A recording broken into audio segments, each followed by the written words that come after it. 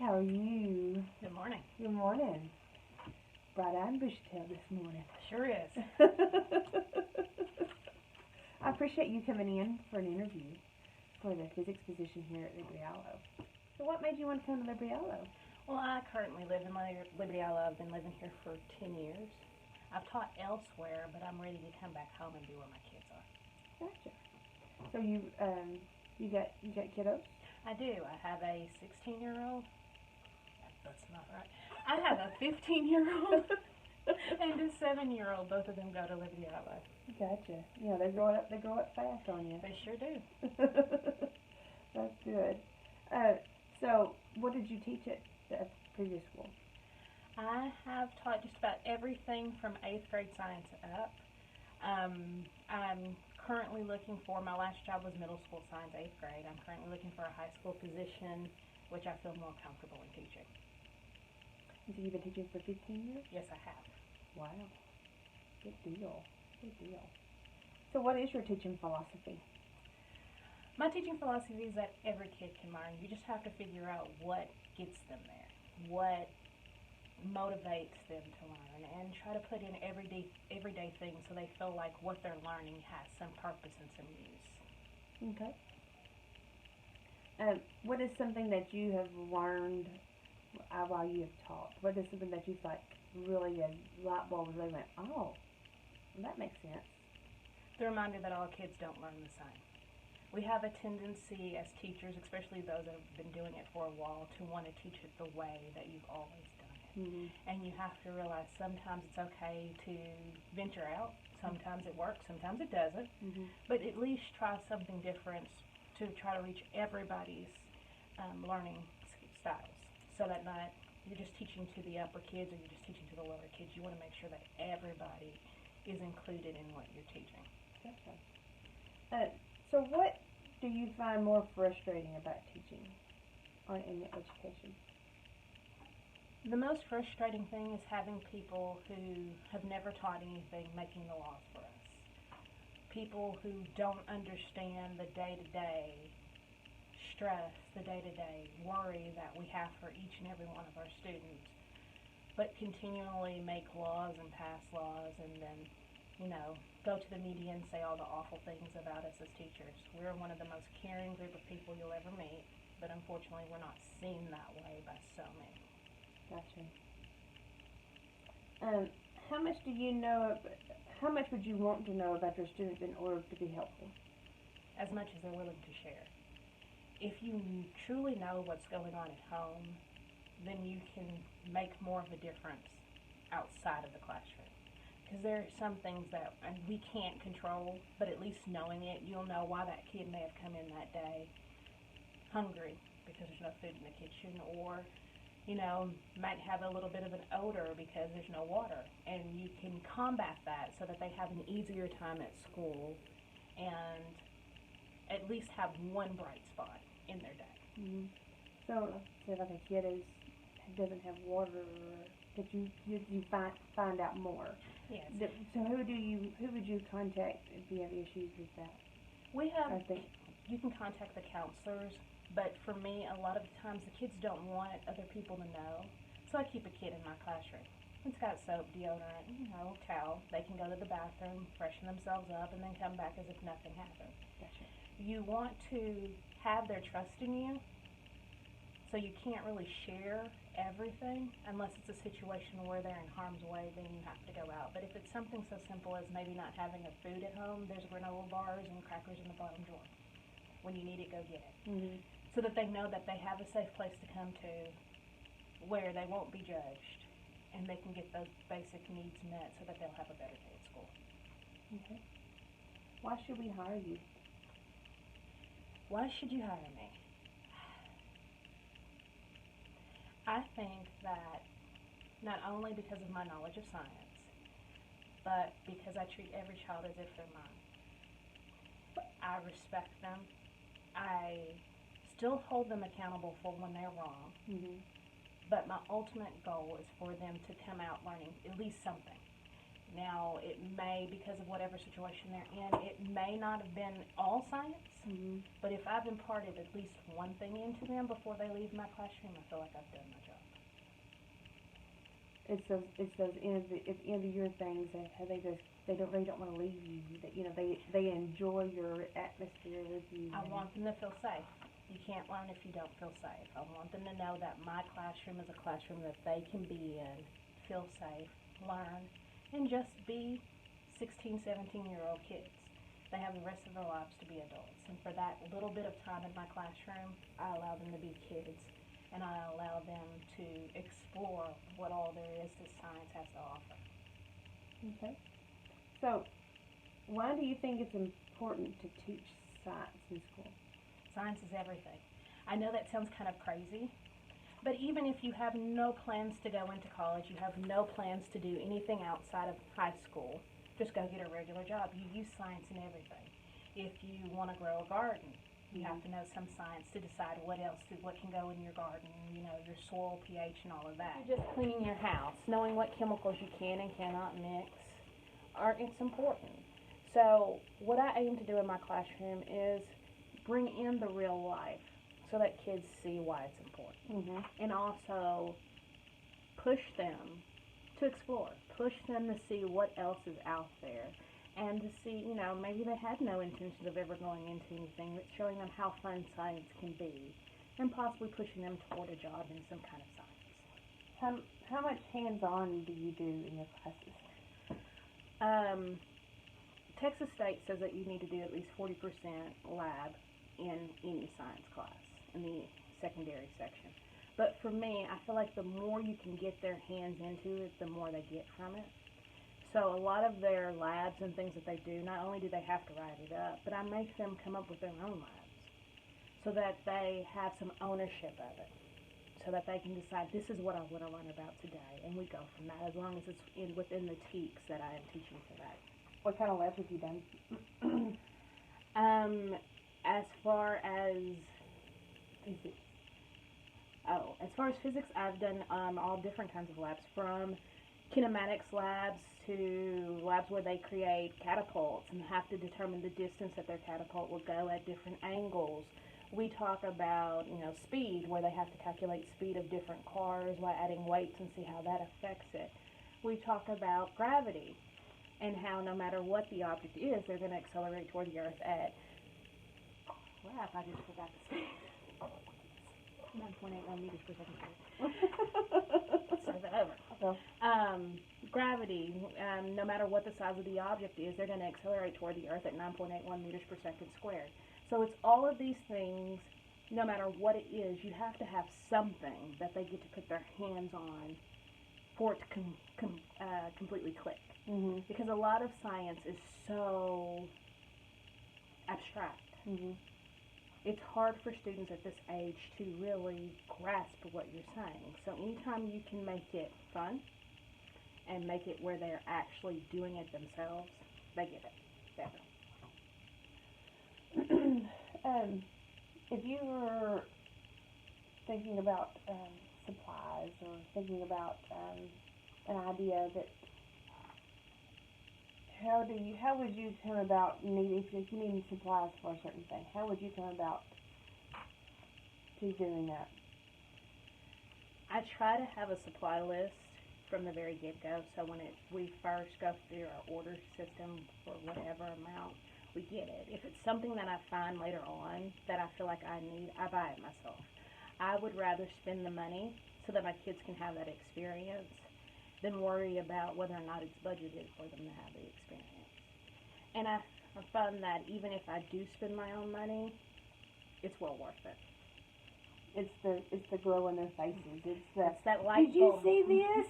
The light bulb moment when you've done something that they think is awesome and they want to get their cell phones out and record it and post it on, social media to show how wonderful their teacher is or how much fun they're having. It makes it all worthwhile, and the money really doesn't matter when you've had that impact on it. Okay, so you're coming in and you are not able to put in your effort into this, into whatever in the classroom, in the labs, and everything else, and something does come up. I do want you come to us and say, hey, this is what I want to do. Let us see what we can find, before you spend your own.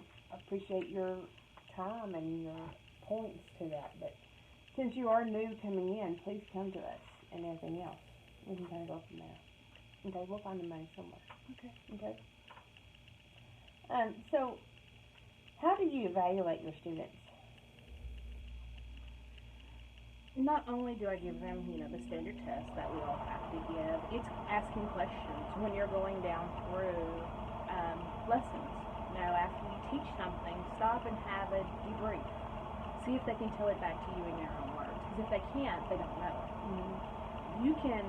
Students can spout what you say back at you. It's simple. Mm-hmm. But until they can tell it to you in their own words, I don't feel like they know it. I walk around the classroom. You can always tell if a kid is struggling if you're actually amongst them. And, we're working over, especially with physics, because there's a lot of math. Mm-hmm. I walk around watching them as they do their work. And if at any point I see a child struggling, I question them. Because most children, even if you have the greatest classroom where they feel safe, it's still that element of peer pressure. They don't want their peers to know that they may not understand. Because everybody else seems to get it, well, I should have gotten it too. Right. So it's easier for them to tell you that they don't understand if they don't have to say it out in front of the whole classroom. So being out in the teachable zone and being, asking questions, so how did you get that? And if they can't explain it to me, then I'm pretty sure that they got it from somebody else and I need to work more one-on-one with that student. So, you may have a student with calculation issues, needing services for like calculation and stuff. How do you help them to be more successful in your classroom? I have a worksheet sort of that lays everything out. So what I will do for them is with certain equations, I'll explain step by step what they have to go through, and we make a sheet that shows them when you have this equation, these are the steps you need to go through, so that they have that scaffolding, so that when they see that question like that, they can go back to that and be like, this is how I worked it out, and these are the steps I need to take to work out this question. And you do that for each equation so that they have the scaffolding needed to get them to the point where your regular students might. And we also use calculators. There's no use in not using calculators. They have them in everyday life, so even if it's just the simplest, cheapest of calculators, you give them that, because nowhere will you go in life nowadays where you won't have a calculator as long as you have a cell phone. What is your philosophy of cell phone in the classroom? I think cell phones can be a useful tool. It's all in your classroom management. Mm-hmm. If you have good classroom management, your students know when and when not to be on that cell phone. Mm-hmm. If you make the class engaging and fun, that cell phone won't matter, because they'll be so enthralled in what you're doing, they won't have time for the cell phone. Mm-hmm. And I also use cell phones sometimes as discipline.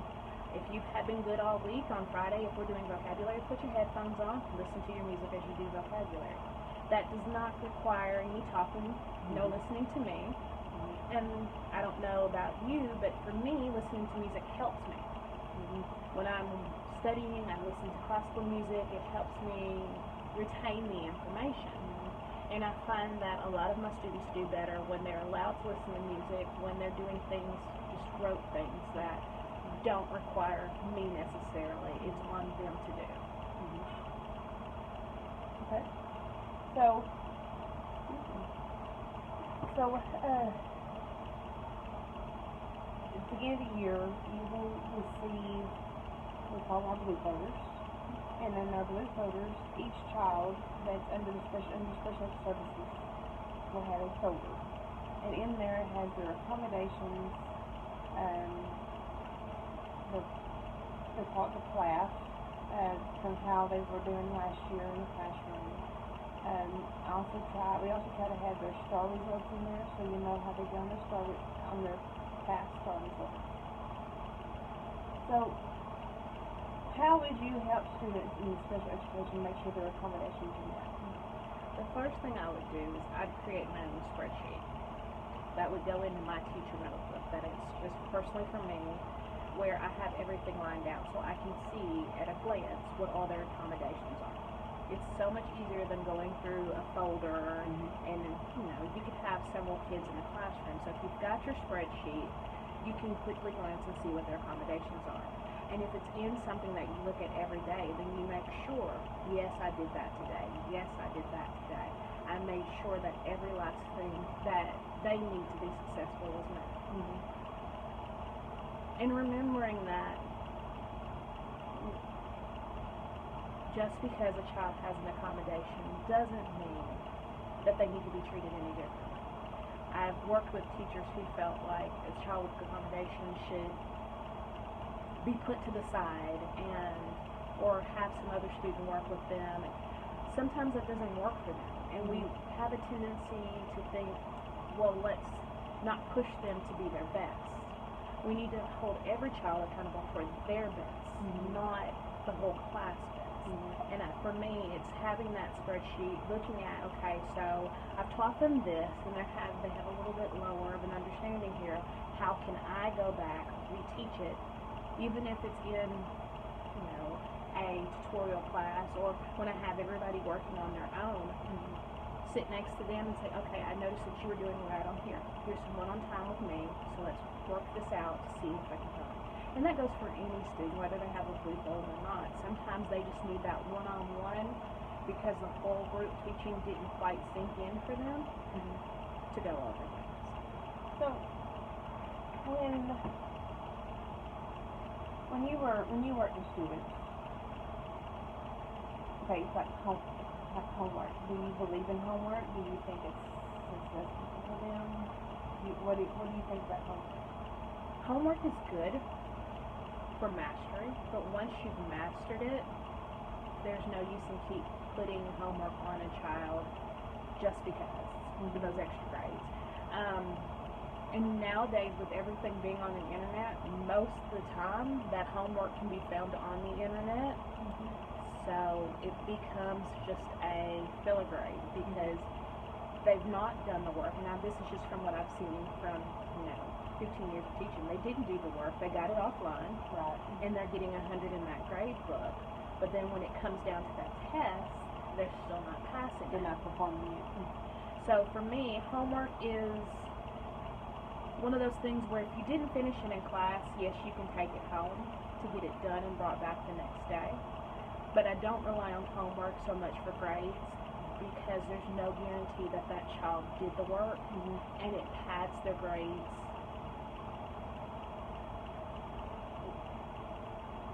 in an advantage to them. And sometimes you have those kids who are pushing to be the top of their class, and it does not seem fair to me that you have a kid that's done all of their homework on their own versus a kid who hasn't, and they have the same GPA. So, for those kids who are truly trying and truly caring enough to do the work, I want it to be based on what's done in the classroom, where I know how they got those answers. I know there was no cheating going on. So, that means their grade is truly their grade, not what they can find on the internet. Gotcha.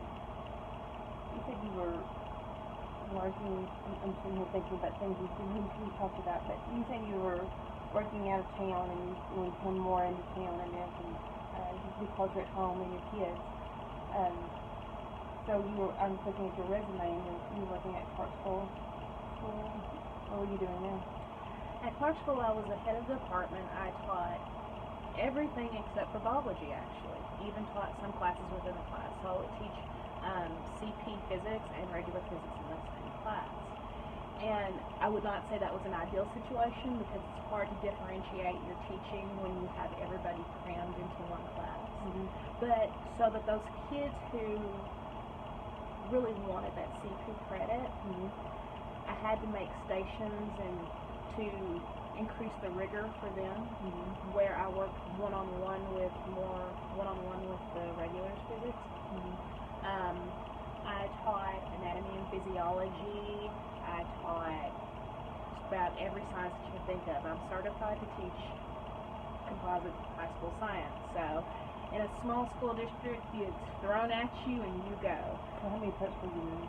5 there, on top of being the head of the department. You made your hands full. I did. And driving back and forth. It's an hour and 10 minutes one way. It was very, very, for 5 years, it was a very stressful time. But it was also well worth it. Because I watched these kids light up, become nurses. I even have one that's in medical school now. And seeing that change in them, seeing this love of science blossom in them, made it all worthwhile. And of course, we had 2 science teachers, a biology teacher and then me. So it was basically everything else was on me. Wow. How big was Clarksville? Was it a 1A? I do believe so. Wow. So what do your kiddos do here? I have a student that's in high school. She'll be a sophomore this year. She is in band. And then I have a second grader.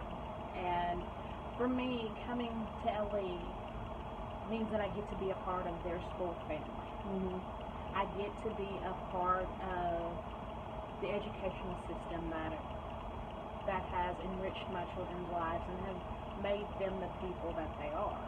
I mean, yes, my parenting has done a lot of that too, but you can't discount how the school and the people that they're with make them who they are. And I must truly say that my kids love it, and I have some pretty good kids.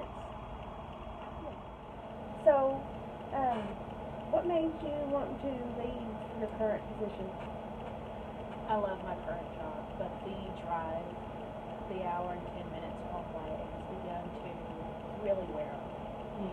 And with my kids being at Liberiello, I miss out on some of the most important things. Having to work football games for Clarksville on a Friday night keeps me from being here to watch my daughter play in the band on Friday night. And I want to be part of, I need to be able to be where my kids are. Whether it's here or somewhere in town, I need to be closer to my children. So, what would you consider your strengths? My strengths are, my love of science. I currently hold a bachelor's in biology and I'm minored in physics. My ability to relay tough information to kids so that they understand. And also my ability to kind of let the ego go. Be able to admit, hey, I'm not perfect, I make mistakes, to show them that, there's some human side to us teachers. So what would you think your weakness would be? I am my biggest critic. I take everything to heart. And when kids aren't doing well, it's my fault. I will beat myself up to the point of, going home and doing my little cry and then try to figure out how to make it better. Because ultimately, I feel like if they didn't do good, then I didn't do good. If they didn't pass that EOC, then I didn't. And I don't care if I had 99% pass, that 1% still will eat away at me. Because they don't get that opportunity to move on. They still have that over their heads. I want each of my students to be able to feel a sense of accomplishment. And no matter what it is that they're doing, if they don't feel that sense of accomplishment, then I really haven't done my job. So I'm very much one of those people who, lesson didn't go right, I'm going to beat myself up over it. We can change it. Yeah. And then we can revisit it. I'll revisit it. I'll make sure I change it to suit those students. But what I've realized is one thing that worked well for one group of students is not going to necessarily work well with the others. And after I reevaluate, going through that whole criticizing myself, reevaluate and realize, okay, so yes, it worked for these, but how can I change it to be more successful for another group of kids? So, it's working for this set of kids, but not working for this set of kids. How do you get to that point? What ideas, where do you get the ideas from okay, this is what I did. It worked for these kids, it didn't work for these. So what gives you the ideas? Where do you get your ideas from? Sitting down and talking to them. After a major test or after something look at it, you sit down and say, hey, can you tell me why you chose this signature? Not necessarily giving them the right or wrong, just wanting to understand where they went wrong. A lot of the times, especially with science, it's experiences. There's a word there that they don't quite understand, or there's an animal there that they've never seen, or there's a topic there that they've never heard of, and it's all in the experiences. Or you have a group of kids that have gone to zoos and gone to museums, and they watch science on television, scientific programs on television, and you have a group of kids who haven't. So it's all in the experiences and giving them those experiences so they're on level playing field with the other students. Even if that's, showing a video. So they get the understanding of where we're coming from instead of just saying, well, you should have learned this. Yeah, they probably should have. But in reality, there are plenty of things that I probably should have learned that didn't stick with me either. And I want to be one of those teachers who can take my ego out of it and realize that, they didn't. It's my job to fix it. Gotcha. Okay. So how do you make contact with the parents, interact with the parents? Any way possible. From emails to phone calls. I find, especially with high school, that a lot of the phone numbers are not correct. I've gone so far as to Facebook Messenger, screenshot and emailed it to myself so that I had that record that I've talked to. The only thing I don't do is going to the grocery store and finding a parent. I tend to think that grocery store time is not the time to talk about your child's grades or your problems that you're having with kids. But it's any way possible that you can reach out to them. Go to the football games. You can catch them at a football game. You're still on school property. Interact with them there. Not necessarily telling them that the problems that you have, but talking to them about your child. Oh yes, I'm your child's teacher. Oh yeah, I love having them in school. Build up that child. So if at some point you do have to call and say, I'm having this problem, that parent is more apt to help you because they know that you care about that child. They know that you're there for the child. It's not only calling when you have a problem. It's calling when you're trying to make that child's learning experience better. Gotcha. And making sure you let them know that yes, no, even though we have this problem today, if the problem is fixed, it's not going to be an ongoing thing. Parents tend to think that teachers pick on their child. Well, you called me last week about this and we fixed it. Now you're calling me again. You have to build that child up, and you have to build that relationship not only with the child but with the parents before you can start that whole, I'm having this problem. You should never make that first contact be something negative. Let it always be something positive. Keep that first contact. Okay. So what is your favorite subject? Physics is my favorite subject, but I like any science that I can really do labs with. That becomes the fun part of the day. The light bulbs go off, they're sticking their hands in something gross, they're watching something explode. I love to make things explode. You can teach a lot with things exploding. Rockets going up in the air, the wonderment of just taking household items, mixing them together, and making a rocket. You'd be surprised how many kids have never done that. And the first time doing it is in my class. Or seeing elements that when they react with water, they catch on fire. So many kids don't understand chemistry and physics and all of these things, and giving them that hands-on with the labs really does make the light bulb go off. And they're like, okay, I get it now. I understand why this is important. I get why you like making things blow up so much. And, that's when you wish you had the bubbles on top of their heads, people's thoughts and ideas. That's when you want those bubbles to come out going, what are they actually thinking? Well, if you let them record, you'll hear what they're actually thinking, because there's no filter when you're out in the field and something is exploding and they're like, oh my gosh, that was so cool. So you can hear it then. You can hear it then, and have them share the videos with you. Because when they share those videos with you, you can hear their excitement. You can see and hear them talking amongst themselves about what's going to happen and why that's going to happen. Shows me that they really did get something from it, and it wasn't just some cool experiment that was just for show. They got something from it. Good deal. What do you like best about teaching? The kids. Having an impact on a child's life. And I know that sounds cliche, but isn't that what we all do this for, is to have that impact? Mm-hmm. That child that never really liked science until they got to your class, and you were that light bulb, you were that bright spot for them. Mm-hmm. You know, having kids that come back and tell you, I'm going to be a physicist because what you taught me. Mm-hmm. That makes it all worthwhile. Mm-hmm. You know, they're leaving your classroom talking about how wonderful this class was, even though you taught them some of the hardest things that they'll ever have to do, but they didn't feel that way because you made it fun. Mm-hmm. And, you know, the emails and the texts, the letters that you get slid under your door that say, you know, thank you for being one of the best teachers I've ever had. Mm-hmm. Makes it all worthwhile. That, the love. Mm-hmm. Because from students, when they know you care, it's that unconditional, we'll go to the ends of the world for you. Mm-hmm. Will try their hardest and their best because you want them to. Mm-hmm. Makes it all worthwhile.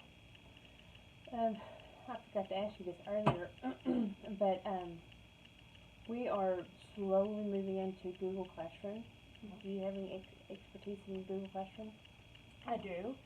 I use Google Classroom for a number of things. If students are missing, they know that they're not there that day. They know that they can go to Google Classroom and get their notes, videos of whatever we did that day, and they know that they need to have those taken down and put in their journals before the next class period. Mm-hmm. Because I will cut that off at a certain amount of time so that they've done what they were supposed to do. Still holding them accountable for the lesson Mm-hmm. because they weren't there. Mm-hmm. I do have them turn in projects through their PowerPoints and things of that nature so that it's in one controlled place. I can grade it easily and send back a grade. So they always know what they've made on things. Mm-hmm. And I love Google Classroom for their ability to talk with each other, and it's in a controlled space. Mm-hmm. You know, I can see everything that they're saying. If something's inappropriate, I can take it down. There's not that, because I'm liable for anything that they say, Mm-hmm. I still have control. In Mm-hmm. other platforms, I don't quite know whether or not I would have control over what they're saying to each other and can control the direction of the conversations. Gotcha. Okay. So, kind of give me an idea. We have our 48-minute classes. So, if a class started, how would that class period start and end for you? I start every class period with a bell ringer. At the beginning of the school year, it's getting to know them things. Like, Mm-hmm. tell me your favorite memory or something like that. But once I've gotten into the actual content that I teach, it's something going along with what they learn. Mm-hmm. So the very first bell ringer, let's say if I'm talking about kinematics, Mm-hmm. will be a question about what's the difference between displacement and distance. Mm-hmm. There's no right or wrong answer. They do get graded for their journal entries, and they have to sit down and write me a paragraph about the difference between distance and displacement. Mm-hmm.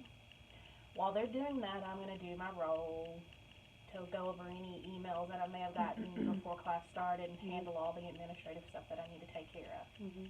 Then I ask one student or two if they want to share.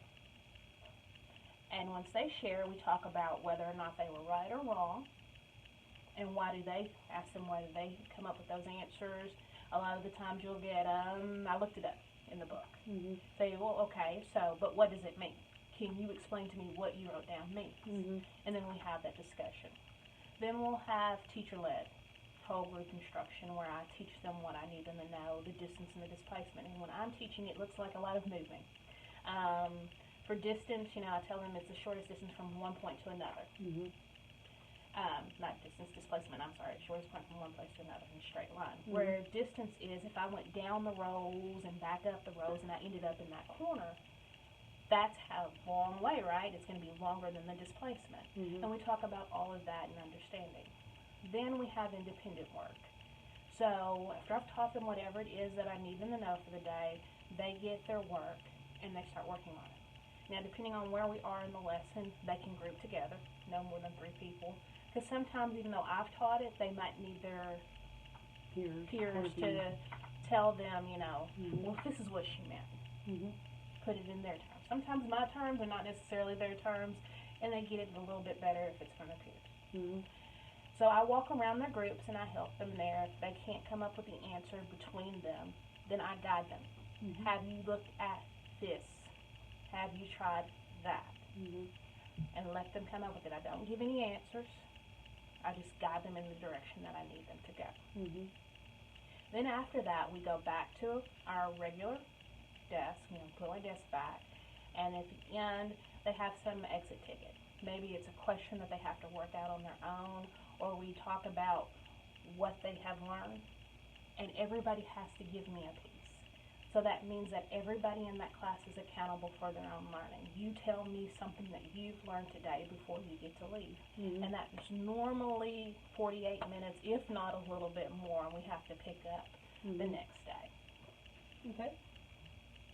So, describe to me your worst day in a classroom, in a class. Worst day in a class is when I have put forth so much effort and feels like nobody got it. Because I take that personally. And I would say nobody. The biggest critic of yourself. When I say nobody, even if it's half the kids got it, half the kids didn't, I still feel like I didn't do my job. And it's that frantic scramble to think, okay, how can I make this better? Because as teachers, we spend all the time making our lessons, and we think this lesson is going to be wonderful. And the kids, Monday morning, they're looking at you and you hear crickets. You ask a question and it's something that you know you've taught and it's crickets. You're thinking, oh no, this cannot be how this is going to go for me today. And you try prompting them and you still hear crickets. Sometimes you have to say, okay, this is not going the way that I planned. Let's back it up. Let's try something completely different. But even then, I feel like, well, why didn't this go well? What else could I have done to have made this better? And sometimes on the end of those days, you go home feeling a little defeated because you thought that this was going to be such a great and wonderful thing, and they got nothing from it. So it actually wasn't. And sometimes it's a bruise to that teacher ego you have when it just didn't go the way you planned. Gotcha. I can see how that would... Those days you're like, most days it's wonderful, they get it, and those days you're like, wait a minute, now, did I not teach this?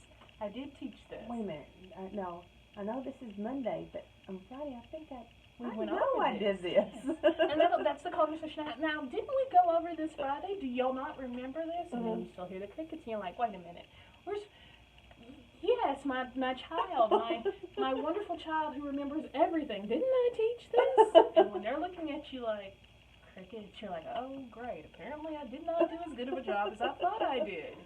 So it's that whole encompassing where you taught it. You thought you did the best you could. And they're like, it didn't work out for them. You're like, oh, that just kills you and drains you. How do you motivate students to learn? You got to love what you do. If you're excited, they're going to be excited. Even on your days where you feel awful, you have to go in there with some enthusiasm. Today we're going to learn physics. And then, with the tissues hanging out of your pocket and the red nose and the coughing. And I'm like, hold on a second, let me cough and then let's go back. But you have to be excited. Excitement is contagious. If they feel like, and I hype things up, oh, tomorrow we're going to learn something real cool. And they're looking at me like, I don't know about that. No. You're going to have some fun, I promise you. We're going to be in the lab. Like, really? What are we doing? I'm not telling you. It's a secret. But it's going to be cool. You just wait. Just wait till you get in there. And you go through this whole hyping it up. And they're excited. When they get in there, like, what are we doing? We're going to build something. And they're like, but that's not, yes it is. Because here, we're going to have contests. Whose ever car can go the furthest will get this, and this. And you get bragging rights. You beat everybody else. And it's just, you being excited about it makes them excited about it. And the loving what you do. If you don't like what you do, then it's pointless. Because they will pick up on that. What other kind of technology do you use in the classroom? For physics, a lot. You use everything from computers with data collecting software to motion detectors.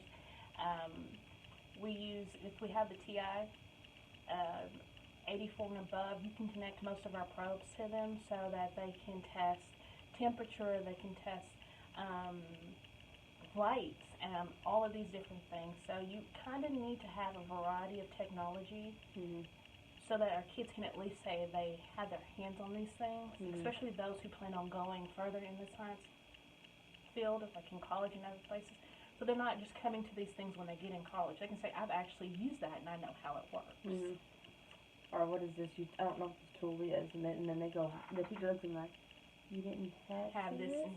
Yeah. We have a list of recommended tools that we should use. And I try my best to get as many of those tools, if not enough for the class, to set up a station where they've said they've come in contact with it. Okay. They have used it, they know how it works, so that if they do decide to go, not even that, let alone just regular things, like testing to see whether a socket in their house has power. Those things, so that they, understand how this equipment works. And that's not just career, that's also just everyday basic. Everyday basic. Now, one of the things that you teach in physics is about circuits and wiring things in parallel and wiring things in series. And a lot of the homes here in Texarkana are older homes. And before, a lot of these homes were wired in series. So if your wall socket goes out, then everything behind it goes out too. And I had a kid that I was teaching, he was saying how they didn't have electricity in one part of the house. And I was explaining to them that, they needed to have their sockets and everything tested as, from a certain point on, and he was asking why. And when they finally got an electrician in, it was a wall socket, because everything else was wired behind it in series. So that one wall socket caused everything else to go out. And it's that understanding of, okay, it's not necessarily that light that's causing it. It could be anything along that circuit. Yeah. So how have you helped a tough student? With a tough student, the first thing you have to do is trust. They have to have that trust. And a lot of times, that first time you come in contact with them, you'll have that lash out. And it's how you respond to that lash out that will determine your whole relationship. A lot of times, we tend to send them out, send them to the principal. They're yelling, you can't yell at them. Keep your voice even. You want to have this discussion, we will have this discussion as soon as I get everybody started on their work. If that doesn't work, just go stand outside. You seem to be upset, go stand outside and I'll be out there to talk to you. I get my students started on something where they're working independently, then I step out and talk to them. And it's talking to them. There's no yelling and screaming, no pointing of fingers. My voice never goes above this, and I tell them that on the first day. We're going to discuss this. You're going to tell me what the problem is, and we're going to see if we can fix it as you a young adult and me as a teacher. Now, if we can't come to a conclusion at this point, then I'm going to leave you out here for a little bit, let you calm down, because it's not going to work if we're both yelling and screaming at each other. And when you're ready to come back in and have this discussion, we will have this discussion. That builds a trust between me and them. They didn't get immediately sent to the office. There's not that consequence of dealing with the principal. None of that. It's between me and you. And then if something else happens, I remind them, remember that first time when you did this? I could have sent you to the office, but I didn't. We're not going to yell and scream. We're going to have a discussion. We don't do that. And I remind them, when they're yelling, am I yelling at you? The answer is no, then we're not going to do this. And a lot of times, after one or two times of, that butting of the heads, I make sure that it does not disrupt class. You can step outside, it's fine with me. But the learning is still going to go on, and when I'm done doing what I have to do as a teacher, then I will come and talk to you. Then, if none of that works, then I get the parents involved. Principals are my last resort. I feel like children don't respect you if you have to get the principal in to fix the problems in your classroom. Mm-hmm. I try to fix them in my classroom and not involve a principal.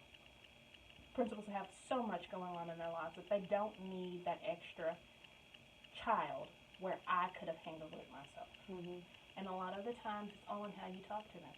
Most of them want respect. They think they deserve respect, even if we don't think so.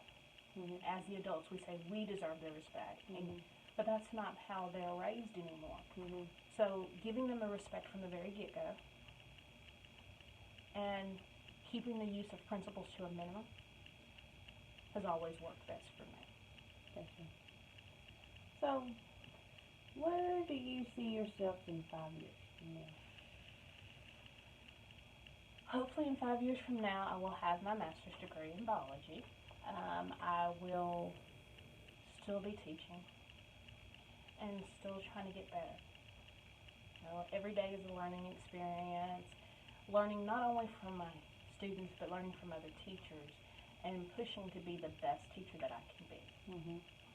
Because for me, I always want to be the type of teacher that my children would love to have. Mm-hmm. The type of teacher that my children will come home and talk about. Mm-hmm. And if I can be half of that, then I'm well on my way of doing good for my students. Good deal.